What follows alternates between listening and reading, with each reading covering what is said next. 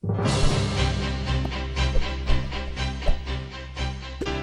up guys, it's KhUnlimited. Today I have another video for you guys, and today I have another review for you, which is Drama Super Episode 20 review, and that is called Warning from Jaco, Frieza and 1000 soldiers are fast approaching. Now in this one, it's very similar to the movie like last week's episode, but in this one I actually found myself enjoying the episode. I don't know what it was about it, I just really liked it. The small changes with Goten and Trunks being in the arc, I just really liked overall better than the movie, and I think so far what we've seen of Resurrection of F, I like the arc much better than the movie. Now, when it comes to the pacing, I really want to talk about the pacing because a lot of people have been complaining with the pacing of this episode, saying that it's way too fast and want to slow it down. But at the same time, why would you want that? A lot of people have been complaining that they want the show to get to the new content, so why are you complaining about the fast pacing? I feel like that the pacing they're going with is perfect right now. It felt completely natural to me since I've already seen the movie. It just seemed natural. It seems like this is the speed that it should go to, and if it was any slower, I think I'd be kind of bored. So I feel like this pacing was perfect for me, and because of this, we'll get to the fights faster, and the fights could actually be longer because it seems like they're going to be doing a really long fight with Frieza, maybe similar to Beerus's fight, maybe 3 to 5 episodes, and I'm pretty sure the fight between the Z Fighters and the 1000 Soldiers is also going to take up a whole episode from the name of the next episode that's going to come, which is The Revenge Begins, the Frieza Army's Malice strikes Gohan, and as we know, Gohan gets struck by Frieza at the end of the fight. So if they mention that episode, that means that entire episode is probably going to be dedicated to the fight with the 1000 Soldiers. So I just really want to mention that the reason their pacing is probably going so fast is because the fighting is going to take up a lot of episodes and probably go around episode 30, which is where it's going to finish, and after that maybe is when the new arc is going to start. So I just want to address the pacing. I think the pacing was perfect, and the episode overall was really nice. I really liked the appearances of Goten and Trunks this time. They weren't in the movies, as you know, and in this time they're really funny. Just seeing the interactions with Jaco was funny, thinking that he's some elementary school kid, how they're saying that he's wearing tights and a mask when that's actually how he looks like.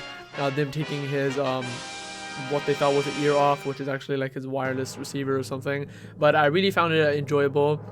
But the only thing that I was kind of disliking, not really disliking, but an afterthought of the episode is how Goten and Trunks are not going to fight in the fight, because we actually see Krillin, Tien, Master Roshi, Piccolo and Gohan go to the fight, and Goten and Trunks aren't there. And it's just weird knowing that Goten and Trunks are one of the strongest fighters on the planet, and they're not even going to help, and most of the reason is because they're kids now, and I feel like they're just using the characters as comedic relief now. They aren't going to be taken seriously. That's really it. I don't really think they're going to be taken seriously as a fighter, and they're just really sad characters now. Seeing how they're just messing with Jaco and his Bulma, straight away told them to go back to the house, and then they were done. I feel like they're just there for comedic purposes now, and they're not really going to be taken seriously in the series again.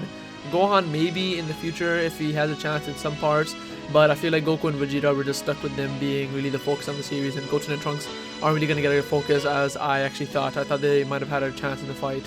One change or a few changes from the arc and the movie is, one, Majin Buu is also going to be fighting with him this time. Krillin says himself that he feels kind of better knowing that Gohan and Majin Buu is going to fight with him. I don't think I saw Majin Buu flying with them actually, now that I think about it. Yeah, I don't think Majin Buu is flying with him. So is he going to fight? Maybe Krillin just assumes that he's going to fight. Maybe he doesn't fight, just like the movie. But Krillin does mention that he feels a bit better than Majin Buu's fighting with him. But I don't know if I saw Majin Buu flying with him to the area or not. Yeah, so I'll check that later. But that's one of the differences. If he does fight with them, that'd be kind of cool to see Majin Buu fight again and not look like an asshole how he's been kind of coming off as in the series, kind of seen like some grumpy asshole to Mr. Satan all the time.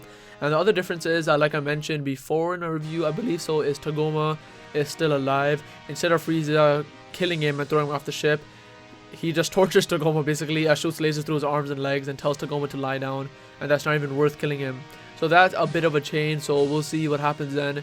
And in the episode preview, we even see Tagoma looking kind of pissed after they land on Earth, so I feel like he's going to be replacing Shisami, I believe is his name, which is the one of Frieza's men, which is red. I think Tagoma's going to be replacing his role in the movie, so Tagoma might be fighting with Piccolo instead of Shisami, because Shisami's role has been kind of minor from what we've seen.